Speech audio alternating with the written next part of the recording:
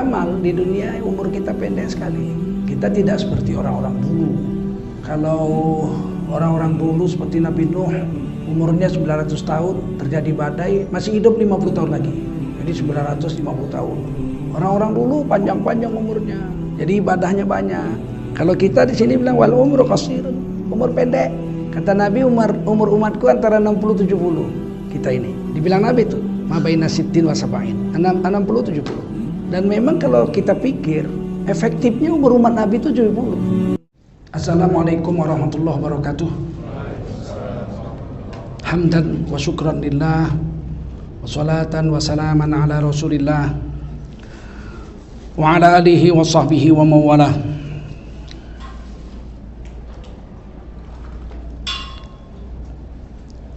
Allahumma salli ala sayyidina Muhammadin wa ala alihi wa sahbihi ajma'in. Amma ba'du, qala Allah ta'ala fi kitabihil aziz, a'udzu billahi minasy syaithanir rajim. Bismillahirrahmanirrahim. Wal 'ashr innal insana lafi khusr illa alladhina amanu wa 'amilus salihati wa tawasaw bil haqqi wa tawasaw bis sabr. Qala Rasulullah sallallahu alaihi wasallam, man kharaja fi talabil ilmi fahuwa fi sabilillahi hatta yarji. Baginda Rasul bersabda, siapa keluar untuk mendapatkan ilmu, orang itu adalah orang yang berjihad fi sabilillah sampai dia kembali ke tempatnya. Mudah-mudahan kita semua mendapatkan pahala jihad dari Allah SWT. Amin. Sadaqallahul azim wa sadaqa rasuluhun nabiyul karim wa nahnu ala dhalika minasy syahidin wasyakirin walhamdulillahi rabbil alamin. Bapak Ibu sekalian yang dimuliakan Allah SWT, khususnya Ananda Dr. Miftah Al-Banjari yang hari ini bersama kita mengaji bersama-sama. Mudah-mudahan Allah mengampunkan dosa kita dan memuliakan kehidupan kita sampai akhir hayat kita. Amin. Kita lanjutkan kitab Minhajul Abidin karya Imam Ghazali rahimahullah ta'ala. Wa zamanu sa'bun wa amruddin mutaraji' wal faraghu qalilun wasyughlu katsirun wal umru qasirun. Hari ini kita bahas tentang umur pendek, ya. Wal umru qasirun. Dalam beramal di dunia umur kita pendek sekali. Kita tidak seperti orang-orang dulu. Kalau orang-orang dulu seperti Nabi Nuh, umurnya 900 tahun, terjadi badai, masih hidup 50 tahun lagi. Jadi 950 tahun. Panjang sekali mereka, sholatnya lama, puasanya lama. Malah satu riwayat ditulis oleh Imam Ibnu Katsir, Nabi Nuh itu puasa tiap hari. Kalau Nabi Dawud kelang-kelang hari. Berapa lamanya beliau beribadah kepada Allah SWT. Nabi Ibrahim dikabarkan umurnya 200 tahun. Khitan umur 120 tahun. Oh, Nabi Ibrahim. Ada riwayat katakan 80 tahun beliau khitan. Ada yang bilang, kalau Ibnu Hibban bilang 120 tahun, beliau khitan sendiri, potong sendiri. Ada yang berani? Beliau khitan umur 120 tahun sendiri, khitan sendiri. Masya Allah. Orang-orang dulu panjang-panjang umurnya. Jadi ibadahnya banyak. Kalau kita di sini bilang wal umru qasirun, umur pendek. Kata Nabi, umur umatku antara 60-70. Kita ini dibilang Nabi itu ma baina sittin wa sab'in, 60-70. Dan memang kalau kita pikir efektifnya umur umat Nabi itu 70. Efektifnya itu. Ada yang umur 80 hidup, iya, tapi udah gak kuat ibadah. Kadang-kadang apalagi model zaman sekarang kita ini, zaman sekarang 80 tahun udah pikun. Letak kacamata aja dia marah-marah. Mana kacamata? Ini sini kacamatanya. Gimana dia mau ibadah lagi udah kayak gitu. Saya tanya lah, ada yang umur 80 nih yang hadir ngaji malam nih? Gak ada. 90 ada gak? Gak ada. 70? Gak ada. Coba Bapak satu. 70 tahun, Bapak enggak? Nah, satu orang. Jadi memang kata Nabi 60-70 aja. Beribadah sudah nggak kuat lagi seperti waktu muda. Saya aja terasa itu. Saya 50-an sekarang, belum 60 saya. Tapi ibadah tuh nggak seperti zaman dulu. Oh, zaman dulu tarawih imam saya 23 rakaat. Oh, masih kuat imam saya 23 rakaat, saya imamnya. Saya baca Sapi Hisma dengan hal ataka, sholat isya, ditepuk bahu saya. Tancap dikit bos katanya.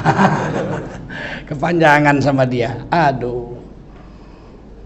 Jadi memang wal umru qasir, umur kita pendek. Kalau umur kita pendek, ya sebelum mati aja beramal. Kalau udah mati mana bisa lagi. In qata'a anhu amaluh. Kalau sudah mati berhentilah amal dari si mati itu. Anda bisa sholat lagi udah mati, nggak bisa lagi zikir udah mati, nggak bisa lagi puasa. Kalaupun bisa, nggak ada manfaat, nggak nambah pahala. Ada sahabat-sahabat Rasulullah itu yang di kuburnya dia baca surat Al-Muluk. Oh, dalam Hayatus Sahabat saya baca gitu. Imam Ibnu Katsir juga nulis dalam Bidayatun Nihayah. Ada sahabat Nabi tidur malam-malam di perjalanan, dia bentang tempat tidur, dia tidur. Tiba-tiba dia dengar ada orang baca Quran. Tabarakalladzi biyadihil mulku wa huwa ala kulli syai'in qadir. Dia duduk. Alladzi khalaqa. Terus baca. Dia kira, siapa ini? Dia dengar. Kalau kita lari lah kita. Malam-malam sendirian dengar orang baca Quran dari dalam tanah, kalau kita loncat lah. Dia enggak, dia duduk, dia dengerin sampai habis itu surah Al-Muluk dibaca. Besok paginya dia jumpa Rasul. Sampai Madinah dia bilang tadi malam, saya tidur ada orang baca surah Al-Muluk. Habis 30 ayat itu dibaca dari dalam tanah. Takjub sahabat ini. Kata Nabi, itu orang dulu waktu hidup tiap malam baca Tabarakalladzi itu, dan dia berdoa kepada Allah, kalau mati izinkanlah aku tetap membaca surah Tabarak ini setiap malam di dalam kuburku. Saking cintanya dia dengan surah Al-Muluk itu, Allah beri kepadanya satu nikmat, dia bisa baca tiap malam dalam kubur, tapi nggak menambah pahala. Ibadah itu dihitung waktu hidup.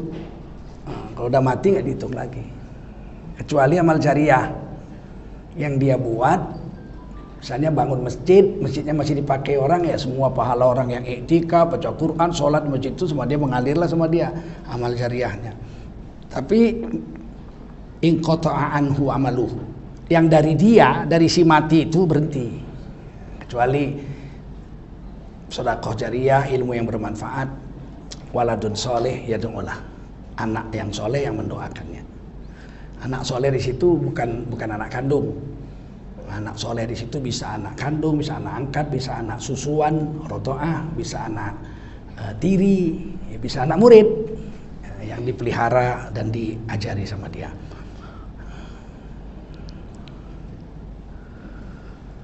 Kematian itu pasti. Kullu nafsin dha'iqatul maut. Setiap yang bernyawa mesti mati. Jangan bilang mati kasar, ini mati bahasa Arab.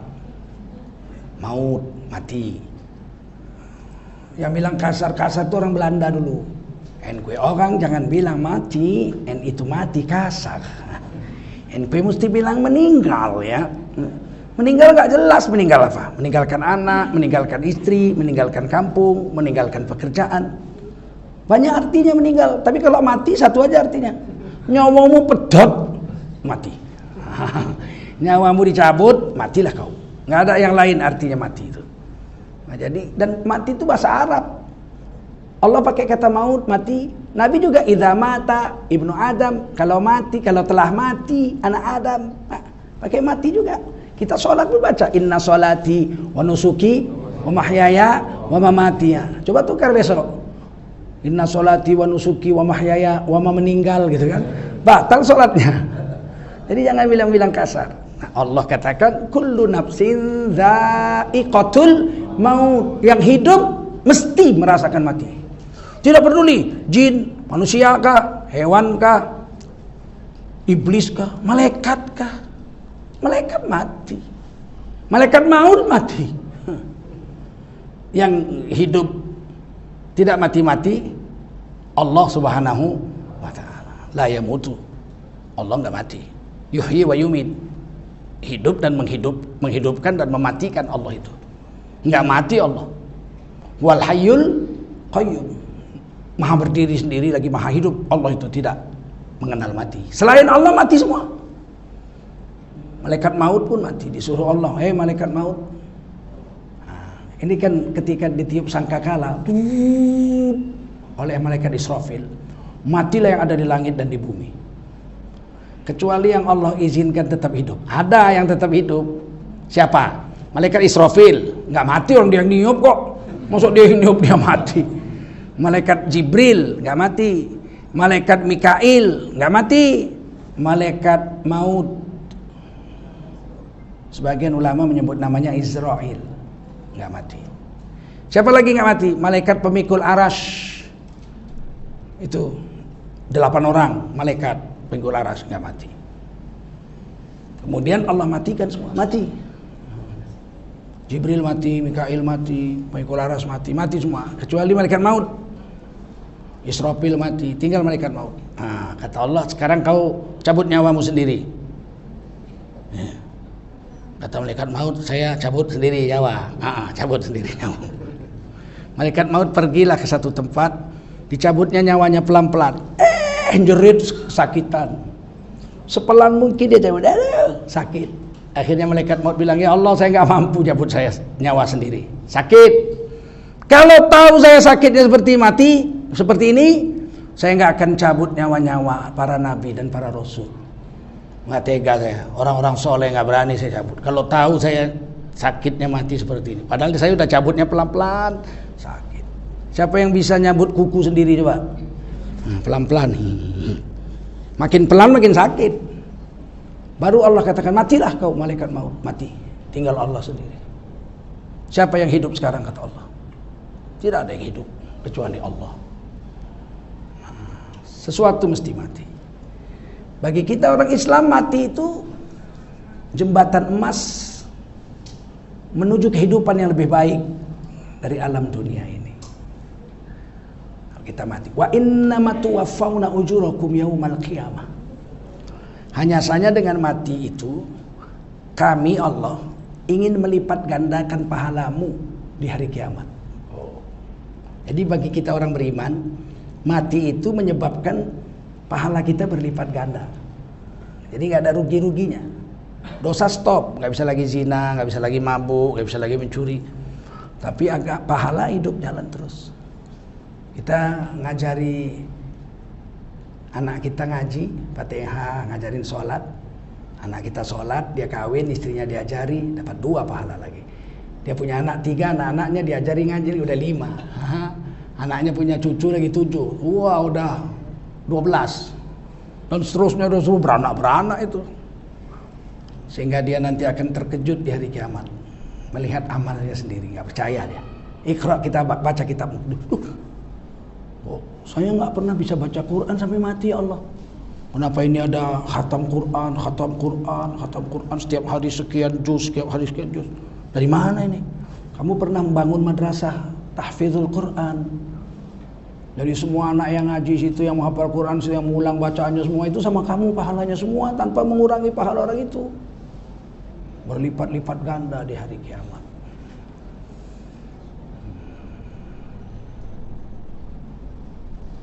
Wa innama tuwaffawna ujurakum yaumal qiyamah. Faman zuhziha 'anil nar, siapa nanti di hari kiamat selamat dari neraka, wa udkhilal jannah, dan dimasukkan ke surga di hari kiamat, faqad faz, orang itu telah sukses. Jadi kesuksesan di akhirat cuma satu aja. Selamat dari neraka, masuk surga. Itulah kesuksesan di akhirat. Satu aja, nggak ada 2, nggak ada 3, nggak ada 4, nggak ada 5. Biarpun kita gembel, hidup di dunia ini gembel, miskin, melarat sampai mati, tapi di akhirat selamat dari neraka, masuk surga. Faqad faz, orang itu telah sukses. Ini Menteri PMK mau mengusulkan supaya mengeluarkan fatwa orang kaya wajib kawin sama orang miskin. Kalau mau. Orang kaya lihat orang miskin aja udah perutnya udah mual mau mati. Lihat kukunya panjang-panjang, jorok-jorok gitu kan, ya. Makannya oplok-oplok. Kalau mau orang miskin harus kawin sama orang kaya. Iya, siapa orang kaya yang mau? Coba suruh Menteri PMK itu coba keluarkan fatwa, terus suruh anak Presiden Jokowi kawin sama gembel, coba biar kita ngeliat dulu ya, ya kan? Anak gembel diambil gitu, rambutnya aja udah gembel gitu kan, harus dipangkas ulang ya kan. Ini saya ambil gembel terus saya kawini, menjalankan fatwa Menteri PMK. Jadi asal jangan ngomong, atau anaknya duluan ya kan. Dia kan orang kaya, dia menteri, bekas menteri Pedanka ya kan. Berhubung karena saya yang ngusulkan, maka anak saya kawinkan sama gembel gitu. Coba enak aja lu ngomong. Sekarang pejabat-pejabat kita ini banyak ngomongnya aneh-aneh. Ya itu kan usulan. Lo orang dibilang pakai wajib kok. Kan pakai wajib itu, orang kaya wajib kawin sama orang miskin. Orang miskin wajib kawin sama orang kaya. Kalau nggak kawin sama orang kaya berarti berdosa, kan wajib. Wajib itu dikerjakan berpahala, ditinggalkan berdosa. Jadi maksud saya nggak begitu. Lah, kalau nggak begitu maksudmu jangan ngomong, diam aja. Bikin masyarakat resah aja. Saya dulu sepupu-sepupu saya kaya-kaya, tapi saya pilih yang di bawah adik saya yang miskin, anak yatim lagi, miskin. Dia SD kelas 3, bapaknya udah wafat. Saya ambil yang miskin. Kenapa? Ngasih makannya nggak susah. Dia udah terlatih. Mau saya ambil yang kaya, beli lipstiknya aja nggak ada duit saya. Saya pakai negeri, gaji 57.000. Mana? Saya seumur hidup beli bedak untuk istri saya waktu kawin itulah, saya kasih bedak, saya kasih lipstik, saya kasih tempat tidur segala macem. Bedaknya bedak kamai, harga 5.000 sampai berjamur, dibuang. Saya yang buang. Ini bedak kok nggak habis-habis, nggak pernah dipakai sampai berjamur. Istri saya nggak pernah pakai bedak selama kawin sama saya. Cakep aja tuh.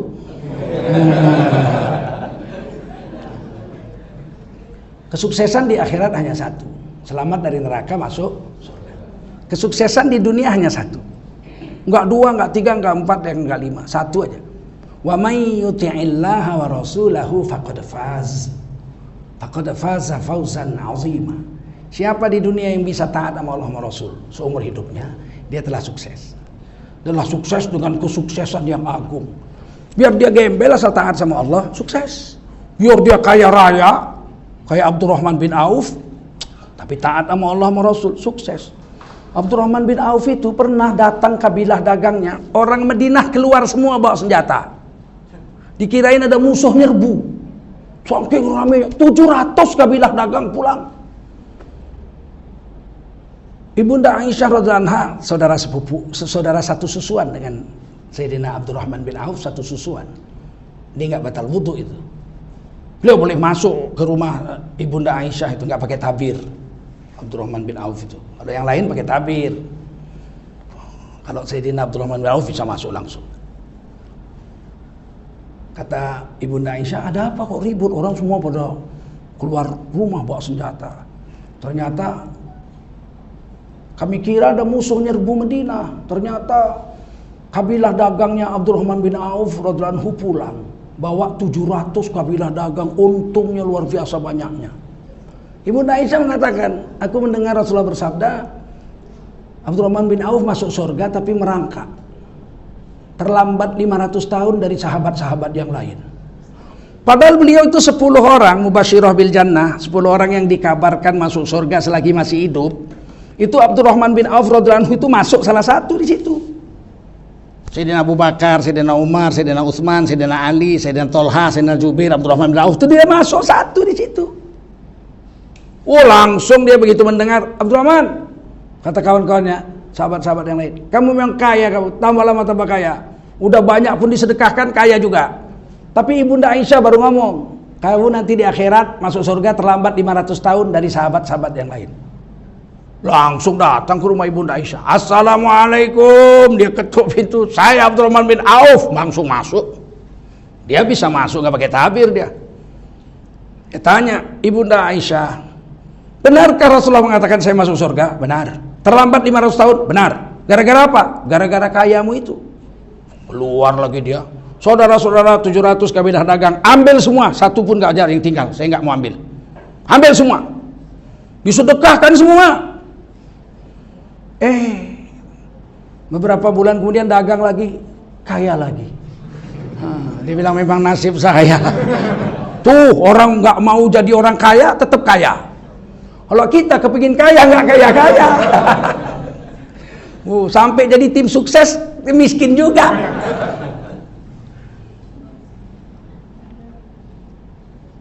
Nabi Sulaiman pun begitu. Kata Nabi Muhammad SAW, Nabi Sulaiman terlambat masuk surga 40 tahun dibandingkan rasul-rasul yang lain. Karena Nabi Sulaiman kaya raya, raja lagi. Padahal beliau makan itu gak pernah tambah. Beliau makan sederhana, seperti yang dimakan rakyatnya yang miskin. Walaupun dia raja, dia kaya, tapi dia makan sangat sederhana. Itu pun terlambat 40 tahun dibanding nabi-nabi yang lain. 500 tahun kalau kita orang biasa. Tapi 500 tahun itu dalam kehidupan akhirat setengah hari itu. Fi yaumin kana miqdaruhu alfasana. Satu hari di akhirat itu 1000 tahun di dunia. Jadi kalau 500 tahun berarti setengah hari. Terlambat setengah hari. Gara-gara kayanya.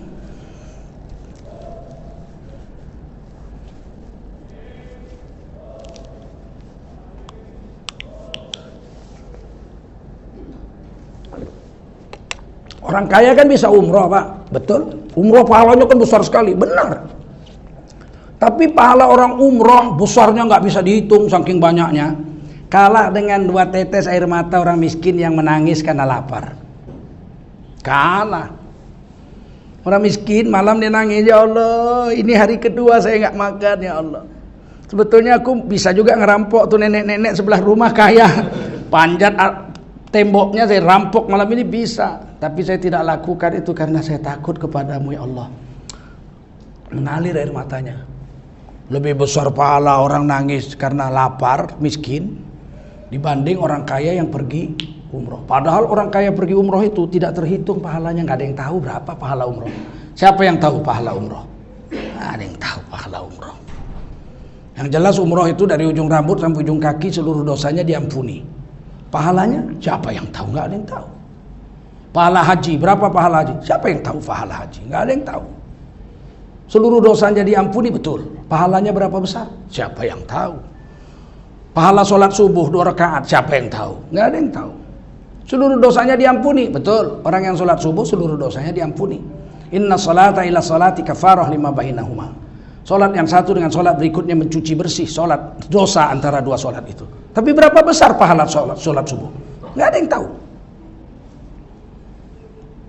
Makanya orang-orang miskin ini duluan masuk surga dari orang-orang kaya, itu jelas. Itu hadis Tirmidzi, Nabi doa, Allahumma ja'alni miskinan, ya Allah jadikan aku orang miskin.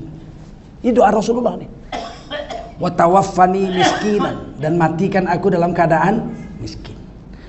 Wahjurni fi jumratul masakin, dan kumpulkan aku bersama orang-orang miskin. Ada yang berani doa kayak gitu? Itu doanya Rasul.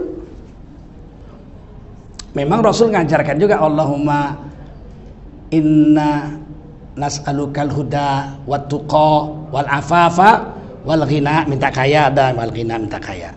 Tapi Nabi untuk pribadi beliau minta miskin. Dan memang terbukti seumur hidup Nabi nggak kaya. Siapa bilang Nabi kaya?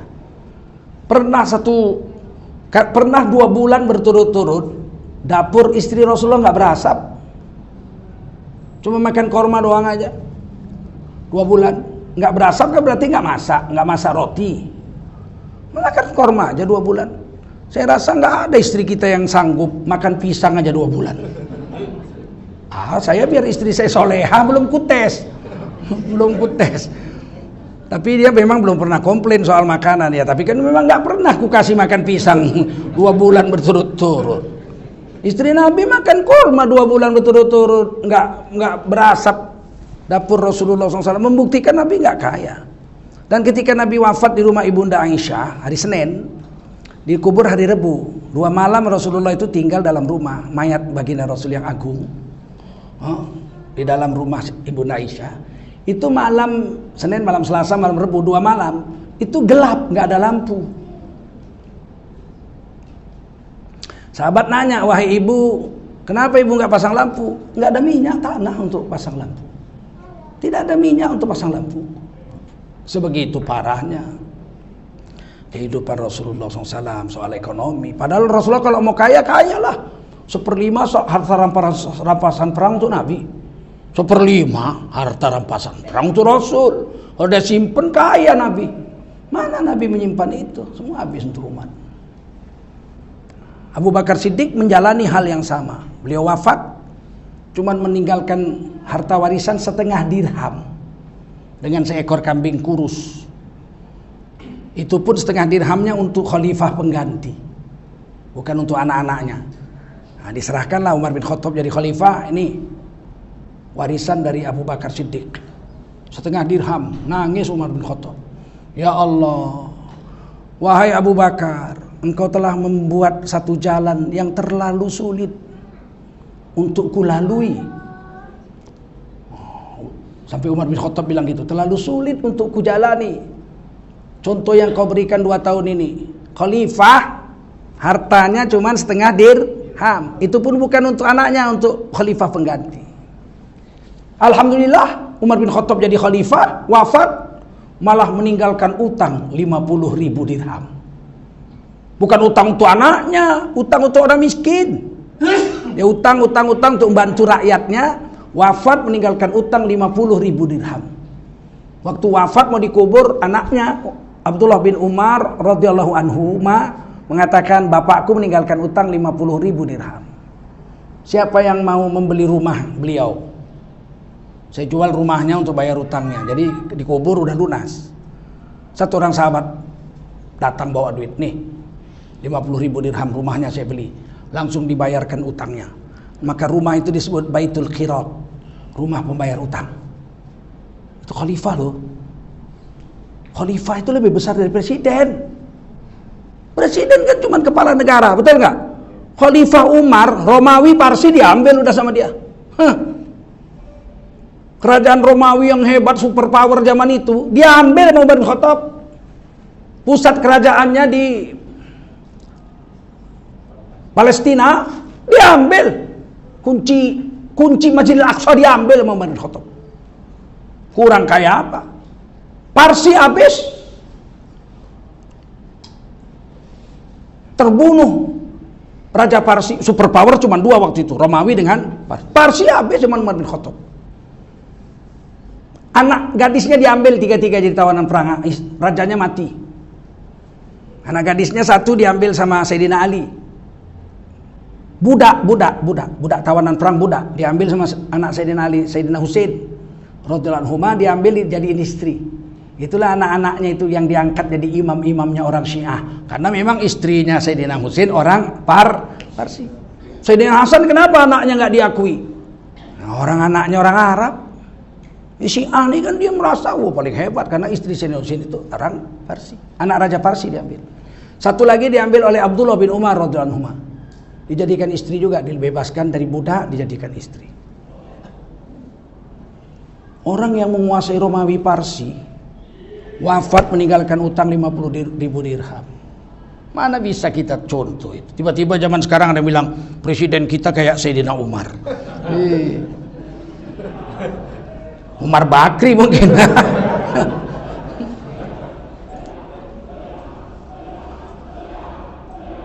Nah, mati pasti dan pendek sekali. Idza jaa ajaluha la yastakhiruna sa'ah wa la yastaqdimun. Nah, ini dikatakan juga walikulli ummatin ajal, tiap umat akan mendapat ajalnya masing-masing. Kalau datang ajal itu, sedetik nggak bisa dipercepat, sedetik nggak bisa diperlambat. Tidak saja kita satu orang, umat juga, kaum juga. Kaum ini juga digilir-gilir oleh Allah berkuasa di dunia. Inggris pernah berkuasa, padahal kerajaan kecil aja di Eropa, tapi yang dikuasainya seluruh dunia. Dari Argentina, Falkland, Argentina itu jajahan Inggris. Sampai Selandia Baru, jauhnya lah itu. Australia, Selandia Baru, sampai Amerika Latin, itu jajahan Inggris. India, Kanada, Amerika, itu jajahan Inggris, jangan main-main. Malaysia, Singapura, Kalimantan Utara, itu jajahan Inggris. Inggris pernah menguasai seluruh dunia, tapi kemudian hilang. Sekarang tinggal kekuasaan tinggal yang di Eropa tuh kecil, sama Falkland. Falkland aja, Falkland kecil, pulau kecil di Argentina. Argentinanya merdeka udah, Falklandnya belum. Waktu Falklandnya mau diambil Argentina perang. Ingat dulu perang kan, perang Falkland. Kalah Argentina sama Inggris. Inggris masih kuat, tapi tidak sebesar dulu. Dulu seluruh dunia dipegangnya. Habis masanya. Sekarang Amerika. Wah, Amerika berkuasa. Seluruh dunia dolar Amerika. Ya nggak lama lah. Udah sempat digoncang Cina, Amerika. Udah sempat digoncang Cina. Untung Presiden Amerika Donald Trump, sedikit agak gila ya nggak. Tapi sebetulnya kalau nggak kena corona ini Cina, mungkin dalam 10 tahun ini Amerika pun kalah sama Cina. Tapi ini mungkin berkat doa-doa orang Islam, doa-doa ulama ya nggak terlalu sombong Cina ini kena corona dia nggak. Sekarang stop sebentar. Shanghai sepi. Shanghai itu jangan main-main. Shanghai itu seperti kota dibuat di langit, diturunkan ke bumi. Bukan dibuat di bumi. Karena nggak ada cacatnya itu kota. Jalannya besar-besar, rapinya bukan main. Padahal dulunya kumuh itu, jalannya kecil-kecil. Zaman Hong Fei Hung, Shanghai itu lah kumuhnya bukan main itu. Tapi kemudian itulah tentara kekuasaan Cina itu kan suruh pindah dengan tangan besi, dibikin apartemen, dibikin kotanya itu luar biasa Shanghai itu kotanya. Sekarang sepi, kena corona habis. Allah Maha Kuasa. Dia akan bergilir-gilir. Jepang pernah menguasai Asia Tenggara, sekarang habis, tinggal Jepang kecil. Sekarang Jepang menurun. Teknologinya sudah mulai diimbangi dengan Korea Selatan. Mulai turun. Begitulah digilir-gilirkan setiap kaum. Yang belum pernah berkuasa itu tinggal 2 ya, Cina main sama Melayu. Tinggal 2 aja. Cina kan seumur hidup dijajah aja Cina. Dijajah Korea pernah, jajah Manchu. Dijajah Mongol pernah, ya kan? Cina itu dijajah Jepang pernah. Cina itu seumur hidup dijajah aja. Baru sekarang Cina agak pertentangan sedikit. Kita pun Melayu ini begitu. Belum pernah menguasai dunia kita. Tapi setelah Cina mungkin Melayu akan berkuasa. Asal Sontoloyo nggak ada lagi. Kalau masih ada berat. Nah ini kata Allah Subhanahu Wa Taala. Fa idza jaa ajaluhum la yastakhiruna sa'ah wa la yastaqdimun. Wa fil amali taqsir. Kesempatan untuk beramal pun kecil sedikit. Sekarang kita jujur aja, mana lebih banyak waktu kita habis untuk beramal soleh atau untuk yang bukan beramal soleh? Sholat berapa menit? Paling 8 menit, 10 menit lah taruh. Perjalanan dari rumah ke kantor 2 jam. Saya pertama pindah sini tahun 98. Kan masih sepi lah Jakarta 98. Saya tinggal di Pondok Indah. Berangkat kerja 2 jam, pulangnya 3 jam. Di jalan 5 jam. Saya sampai nangis. Itu pertama kali saya pindah dari Medan ke Jakarta. Jakarta dibanding Medan waktu itu jauh. Medan itu saya kemana-mana naik Vespa aja. Ke kantor, ke USU saya ngajar ke kampus 5 menit dari rumah saya. Deng sampai kantor ngajar. Saya mau pergi ke LP3I, saya ikut di situ kan. Deng 7 menit sampai. Naik Vespa aja. Mau ngajar dari masjid ke masjid habis maghrib 10 menit, 15 menit paling jauh lah, 20 menit. Keliling kota Medan naik Vespa aja saya Excel. Begitu pindah Jakarta pergi kerja 2 jam, pulangnya 3 jam. La ilaha illallah. Ngapain aja sih ini? Mau baca Quran di mobil nggak bisa, mabuk. Rem mabuk. Ternyata untuk beramal sedikit sekali waktu. Taksir sedikit sekali.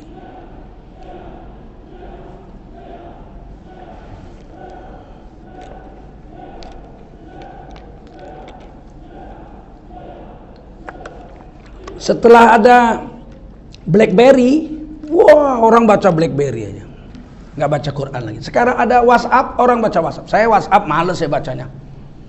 Kalau dibaca ribuan sehari, males saya. Mengganggu sekali bagi saya, sudah nggak ada waktu untuk itu. Patutlah ulama-ulama besar nggak punya WhatsApp. Nggak ada waktu dia untuk bermain-main dengan itu. Baca Quran 1 hari 1 juz saja sekarang susah. Yang membanggakan saya di kereta api, saya lihat di bus ada anak-anak muda yang sambil bergantungan gitu baca Quran. Itu nggak terjadi zaman saya muda itu. Nggak ada zaman saya muda, mana ada Quran kecil, nggak ada. Zaman saya muda Quran kecil itu 1/4 folio, segini, kurang sedikit. Itu nggak bisa dikantongi, tebelnya segini tebelnya.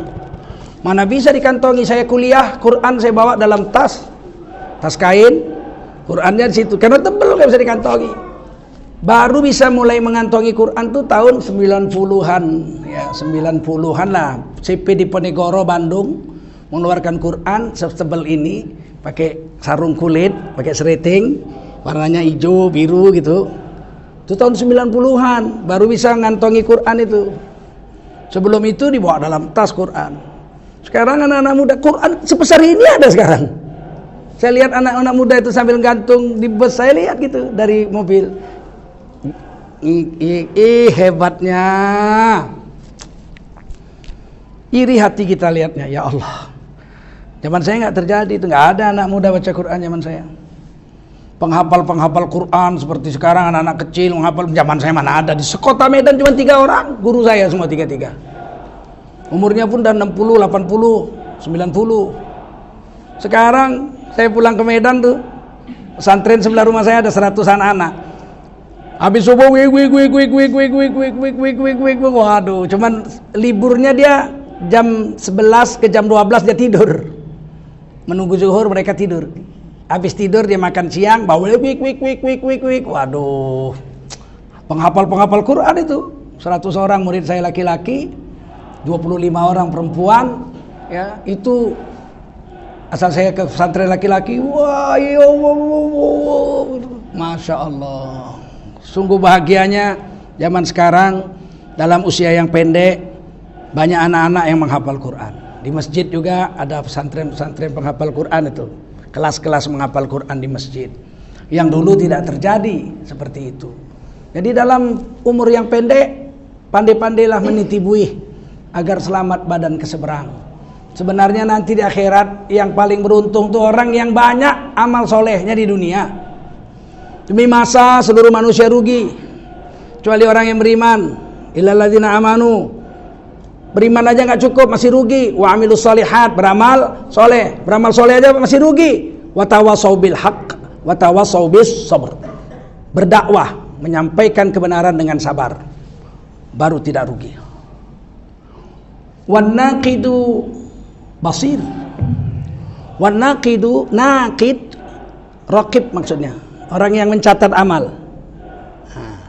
Jadi wan naqidu basirun. Sementara pencatat amal nggak pernah tidur.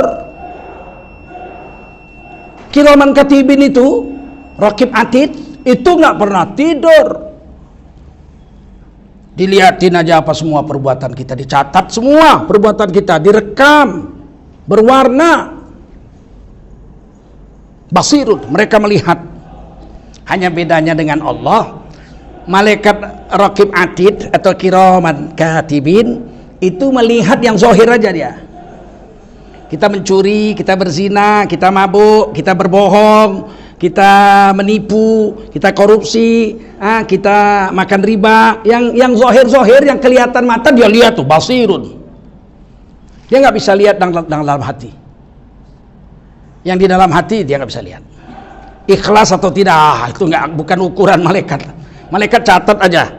Dia sholat, dia zikir, dia baca Quran, ikhlas atau enggak? Tuh, itu bukan urusan raqib atid. Itu urusan Allah Subhanahu wa taala. Mereka hanya mencatat basirun, yang bisa dilihat dengan mata saja, yang bisa didengar dengan telinga saja. Dia bergunjing, dia bisa dengar, malaikat bisa tulis bergunjing. Tapi kalau dia hatinya yang bicara, dia angkat tangan doa, air matanya bercucuran. Raqib Atid nggak bisa tulis.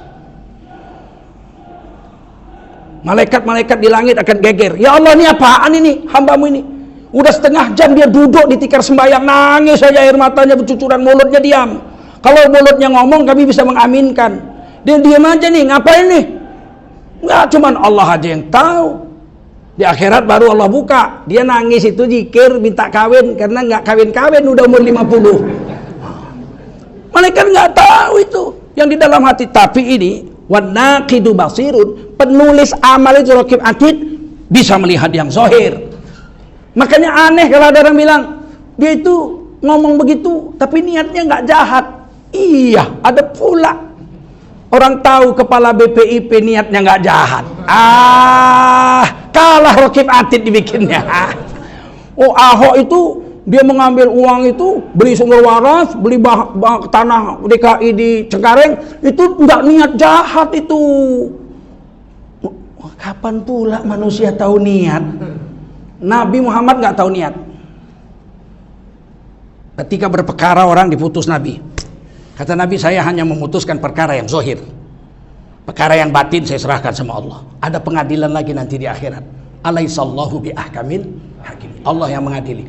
Relung hatimu kelihatan nanti di akhirat. Sekarang nggak bisa, malaikat pun nggak lihat. Tapi jangan coba-coba anggap remeh ya. Walah, malaikat aja nggak lihat kok apa? Hatinya jahat ini. Nanti di akhirat malu, dibuka Allah. Memang Islam hanya mengadili zahir. Yang lahir aja, yang batin nggak tahu. Satu hari baju perang Sayyidina Ali hilang. Iya, itu harta paling berharga bagi Sayyidina Ali. Beliau miskin.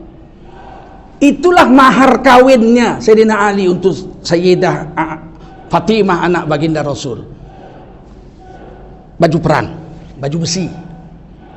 Nggak ada barang berharga di rumah Sayyidina Ali kecuali baju besi.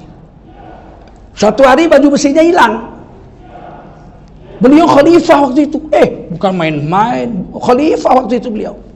Tiba-tiba dilihatnya baju besinya dijemur di rumah tetangga Yahudi.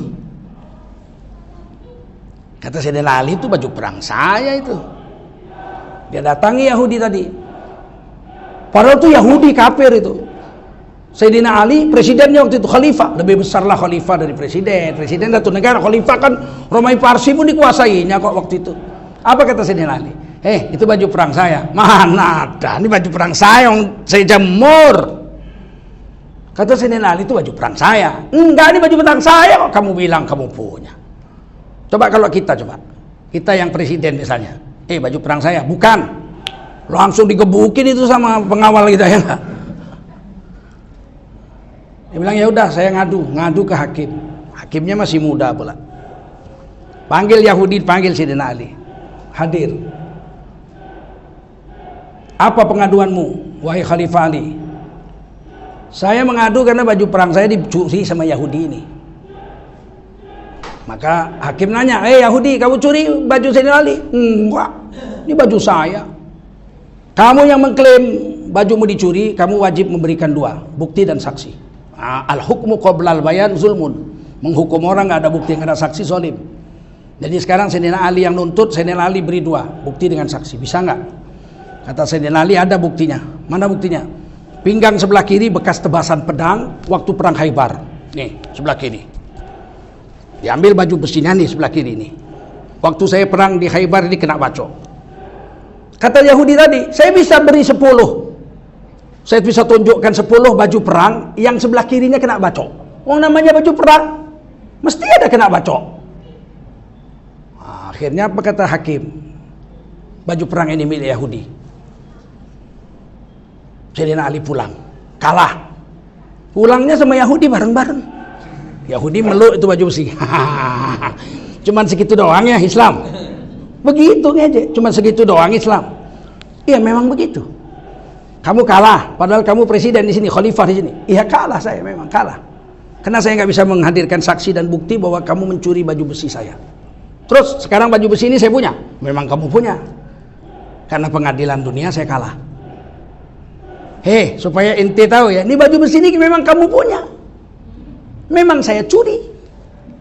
Ternyata cuma sampai segitu aja pengadilan Islamnya. Memang. Saya hanya bisa membuktikan yang zahir. Hakim pun memutuskan yang zahir aja. Perkara yang tersimpan di hati, relung-relung hati itu yang tahu hanya Allah. Jadi kami sampai situ aja. Tapi ingat, nanti di akhirat kau sama aku jumpa di pengadilan Allah. Allah punya rekaman yang gak bisa kau bantah. Pada saat itu yang relung-relung hatimu pun dilihatkan di situ. Gemetar Yahudi itu. Dia bilang, iya deh, saya pulangin dah. Daripada di akhirat kena. Karena Yahudi itu beriman juga, ada Allah Tuhannya, ada kitabnya Taurat, ada nabinya Nabi Musa. Nah, dipulangin itu baju besi. Nggak apa-apa, ambil aja, orang sudah kalah pengadilan. Nggak apa-apa, saya pulangin, saya ngaku dah, ini memang saya curi. Begitu, Islam tuh yang begitu. Meskipun dikatakan oleh Imam Ghazali, wan naqidu basirun, juru tulis amal itu, raqib atid itu melihat, percayalah yang dilihatnya hanya yang zahir. Yang batin memang nggak dihukum oleh Allah SWT. Niat mencuri nggak dihukum. Sudah mencuri baru dicatat. Ini mangga tetangga dicuri nih. Waktu niat mau mencuri belum dicatat. Mangga tetangga malam-malam dipanjat udah dicuri. Malaikat masih lihat. Dikupas, malaikat masih lihat. Dipotong-potong, malaikat masih lihat. Dimakan baru ditulis nyolong mangga 1. Dosanya 1. Besok pagi nyesel. Karena tetangganya lihat mangganya, ya Allah, mangga dari pentil sudah kupasangi plastik. Ku tunggu-tunggu, udah mulai harum mau ku ambil, siapa lah yang tega mencurinya malam tadi, nangis-nangis dia kan. Tetangganya langsung datang, iya bu, jadi itu mangga ibu-ibu sayang, udah ku tunggu-tunggu, aku hamil muda lagi, aduh kepikir aku gitu. Terus yang nyuri bilang, maaf saya bu, saya yang mencuri tadi malam. Teganya kamu, tapi saya kepingin, saya hamil muda juga. Terus kata ibu yang punya mangga, terus gimana? Ya saya minta maaf bu, kalau ibu maafkan, kalau ibu nggak maafkan saya bayar. Mangganya saya carikan mangga lain atau saya bayar. Sudahlah, kata yang punya mangga, saya maafkan. Lain kali jangan mencuri, kalau kepingin minta. Malaikat langsung tulis pahala 10 karena minta maaf, dikurang dosa 1, masih untung 9. Jadi malaikat hanya lihat yang zahir saja dan menghukumi yang zahir. Tapi ingat, Allah melihat relung-relung hati kita yang ada. Demikian saja. Wal ajalu qarib, sedangkan ajal sangat dekat menanti kita. Panjang angan-angan mau ini, mau itu, mau itu, mau itu, mau ini, mau itu. Kalau datang malaikat maut dicabut, habislah semua angan-angan kita. Terima kasih. Kita akan lanjutkan pada kali yang lain. Terima kasih dokter sudah hadir. Ya, kita punya tenaga guru baru di Al-Hakim, Dr. Miftah mengajar di sini. Saya minta beliau mengajarkan tafsir. Kutip-kutip lah, bukan dari awal gitu lama. Saya menamatkan Al-Baqarah aja, ya Al-Baqarah, Al-Baqarah saja di Medan setiap hari, setiap subuh ngajar Al-Baqarah, tamatnya 7 tahun. Lama belajar tafsir itu. Tapi kita ambil perjudul lah, ya, per satu pembahasan. Mudah-mudahan ada manfaat pertemuan kita. Subhanallah bihamdihi, subhanakallahumma wa bihamdika, asyhadu an la ilaha illa anta astaghfiruka wa atubu ilaik. Subhana rabbika rabbil izzati amma yasifun wa salamun alal mursalin walhamdulillahi rabbil alamin. Wassalamualaikum warahmatullahi wabarakatuh.